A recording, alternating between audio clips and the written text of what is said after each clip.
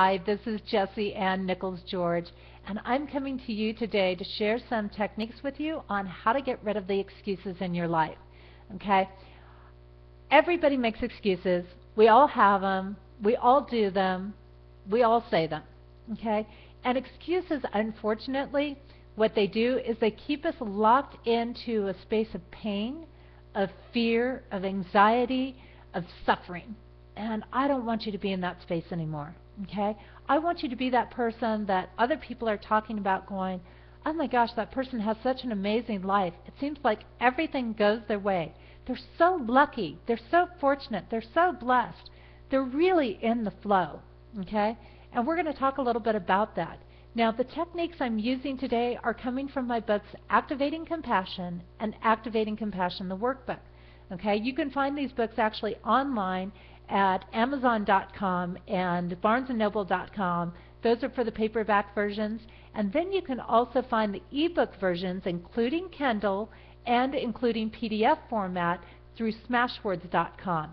So if you really enjoy what you're hearing here today, you might want to check those books out and get a copy for yourself.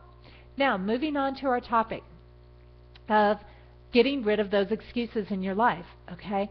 And as I said, we all make them and we all have them in our life. And what happens is that when we're in our excuse space, we're hurting, we're in pain, we're in fear, and it doesn't feel good. Okay? Instead, I would rather have you get up every day and say, hey, I've got a life that I love living. I can't wait to get my day starting because it's going to be amazing. It's going to be great, and I'm going to have this day that's filled with so many good things happening to me. Now, when we're in the flow, we're connected with spirit. And when we're in excuse mode, we are disconnected from spirit. And this is a really big point and a really big factor, because a lot of people will tell us, okay, just have faith. Just have faith that it's going to work out. Well, there's a certain amount of truth to that, but in that faith, there's a couple of different processes. What we're doing with faith is we are making a choice to align our will with divine will. Okay, and there's two parts to that faith process. There's the trust process, which most people are familiar with and that they know and they understand, and that's the process of trusting in divine will's process. And then there is the aspect of becoming conscious about what we're doing, how we're doing it, and it's a state of helping us to truly realize that we have a choice in this process. And it's a consciousness that says, I'm going to walk away from my fear. I'm going to walk away from the pain and what's hurting me, and I'm going to walk away from the life I don't enjoy, and I'm going to step into love and peace and harmony and joy and living divine will, which is a life that I love living. Okay? So that's a big part of our consciousness. Now, there's 3 steps to this process. And there's 3 things that we look at in doing this. And the first of those things is to look at what our pain actually is. We need to identify that so that we can get it cleared out, right?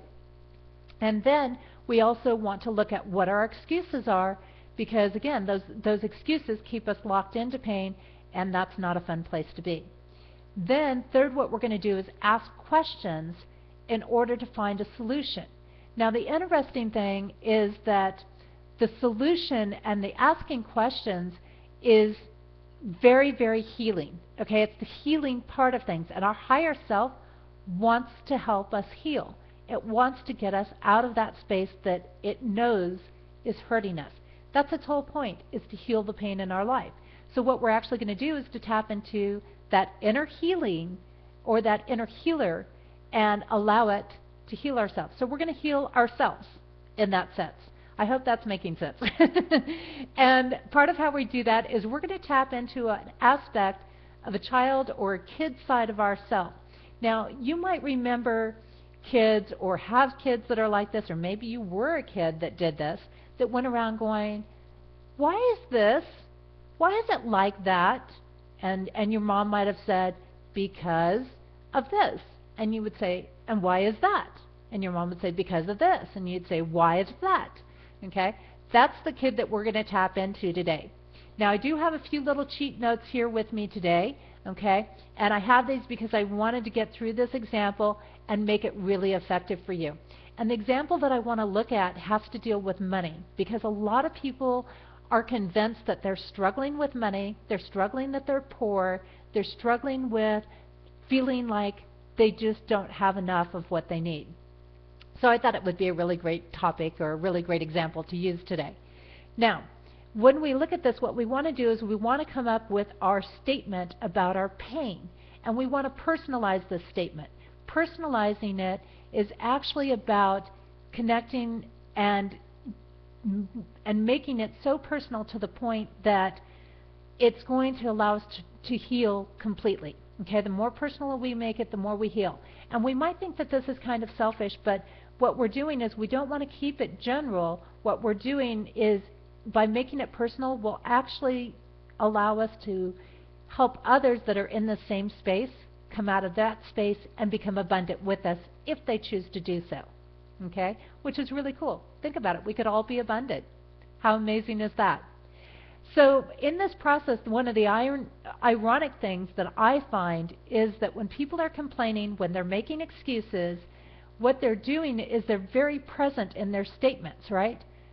I am this way. I am hurting. Okay? And what we do is, when we make statements that are in the present like that, it's creating more of that. And it's locking us into that. And it's saying, this is what I choose. Okay? So we're going to make that shift today, which is awesome. So let's start off with our statement, very personalized. It hurts me to be poor because. Okay? And again, don't forget to put that me in there. It hurts me to be poor because. And now we want to state what those reasons are for being poor, why we feel we're poor, why it hurts us to be poor. And I've come up with a few things here. I am consistently stressed and pressured. I have no time for friends. My health suffers. I am tired and exhausted all of the time. I feel deprived. I have caused others pain from helping me. It keeps me from doing things that I love. Now, we're going to come up with the questions. And these, remember, are questions to help us start combating or asking ourselves about these excuses or these reasons that we're hurting. And we have here, why do I have to be stressed and pressured? Why do I have no time for friends? Why does my health have to suffer? Why am I tired all of the time? Why do I feel deprived? How have I caused others pain from helping me? Why does it keep me from doing the things that I love? Now the next round of excuses. I am stressed and pressured because I feel like I have to work all of the time and I have no personal or fun time. I have no time for friends because, well, I'm working all of the time and I'm too exhausted the rest of the time. My health suffers because I tend to eat comfort food and more sweets and drink caffeine because I need to get rid of the stress and I need more energy to keep myself going. But that causes me to gain weight, which then makes me feel bad about myself. I am tired all of the time because I am not getting enough rest because of how much I have to work. I feel deprived because there is no time for me. I can't take care of me or go do things or take care of myself the way I need to, and I have to no social life. I have no getting out or doing anything fun. I have no ability to give myself any splurges or go buy a new outfit or anything like that that I would enjoy doing. I have caused others pain by taking money that they shouldn't have been giving me because they needed it, even if they didn't know that they needed it in that moment. It keeps me from doing the things I love because I don't have the money or the time to go do anything. Now, more questions with proposed solutions.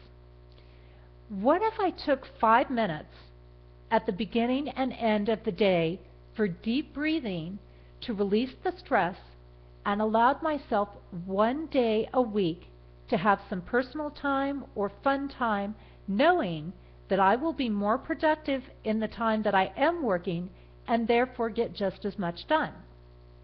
What if once or twice a month, it could be on my personal day if I want it to be, I took the time to be with friends.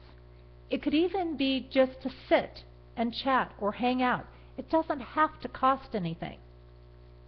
What if my health didn't have to suffer? Because I could just as easily fix a dark leafy green salad, which will give me nutrients and energy, instead of getting fast food or eating comfort food, which ends up not making me feel good. What if by doing the deep breathing for 5 minutes at the end of the day and reflecting on things that I have to be grateful for, that allowed me to sleep better and feel more rested and refreshed when I got up in the morning? Even if I can't add a lot of sleep time, at least I'll sleep better and be more rested and refreshed. What if I didn't have to feel deprived to do something or to be able to do some of the things that I have already suggested? And what if others helped me because they truly wanted to help me, and that gave them great pleasure to do that, and that they know that their life will be fine? What if the things I love the most don't cost money and were accomplished in the steps that I've already mentioned doing? Now, let's get back to the responses to those questions and more excuses, right? Because we love to make excuses in our life. But what happens here is we start to have one of two things happening. We either come to a solution or we come to the realization that we really don't want to do something, okay? And if we don't want to do something, that's fine, because then we can accept, and we come to a conscious accepting that, hey, I want to be in this space, and I am choosing to keep my pain, okay? And that's very different than feeling like we aren't choosing it, okay? Now, in response to the questions I just asked, we're going to get on, and here comes the thought patterns. Well, I could take 5 minutes at the beginning and end of each day, especially if it helped me feel better and sleep better. It would really be nice to have a day off. Now we're focused on pleasure instead of pain in this situation, okay? So now we've shifted from being focused on pain to being focused on pleasure, which means the universe is going to help, or spirit is going to help provide us with that pleasure. We're going to create that for ourselves. I could do so much in that day off, and seeing friends or having some personal time would make it easier to do the things that I need to do and to get through my week.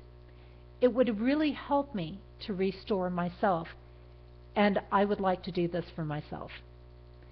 My second point is now answered in the first one. And I could add doing 10 things I am grateful for at the end of the day while I am falling asleep.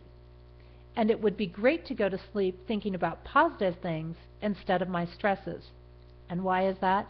Because when we fall asleep thinking about positive things, then guess what? We end up not having the stresses, and we sleep better, and our mind doesn't worry, and we have a more peaceful night of rest, which then leaves us more refreshed in the morning. Now, is it true, or it is true, I should say, right? It is true that I feel having my personal day once a week would allow me to stop feeling deprived. So it's a big step in that direction. I never thought that helping me could bring so much pleasure to others.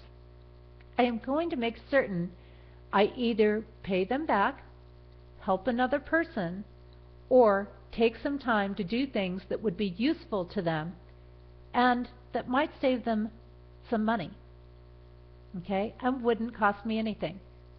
So it's a great way to share back, right, or to pay it forward. And no pressure on yourself, just knowing that it will happen. So now you're also making a positive affirmation that I'm going to be successful and I'm going to stay in that success. And isn't that an amazing feeling, okay? It is true the things that I love most don't cost a thing. Like sitting quietly outside on a summer's night, having time with friends, taking a walk, spending time in nature, riding my bike. I do realize that when I am doing these things, that good things happen in my life. And I could easily do some of these things on my lunch break, or before I go to bed, or on my personal day off that I'm going to give myself. Okay? We've made a huge shift here. We've gone from pain and suffering and deprivation to pleasure, to enjoyment, to love, and to abundance. Okay? Now, when we shift to this space, we've shifted ourselves into that space of abundance. And when we shift to a space of abundance, guess what? Things start happening in our life, and we start getting those unexpected blessings and the miracles happening, and we get the joys. And guess what? That's when we start finding the jobs that pay us more money, and we can have more time off because we're making more money in less time. And it also allows us to get to that space of realizing that more and more is going to come our way. So it just keeps cascading and getting better and better and better. And there you go. Those are my tips and my help and my offering to you to give you the chance to get out of your excuses, to stop making them, to step out of your pain, and step into a life that you love. This is Jessie Ann Nichols George, and I just want to remind you that if you love the work I'm doing, if you've enjoyed this video, go ahead, check out my website. You can find it at www.jessieannnicholsgeorge1. That's the number 1.com. Okay? JESSIANNICholsGeorge, the number 1.com. Also, check out my show, Activating Compassion in the Midnight Hour. It's on Blog Talk. Look it up. It's Friday nights at midnight, Eastern Standard Time, 11 p.m. Central Standard Time, 10 p.m. Mountain Standard Time, and 9 p.m. Pacific Time. I have some amazing guests on the show that help you help yourself.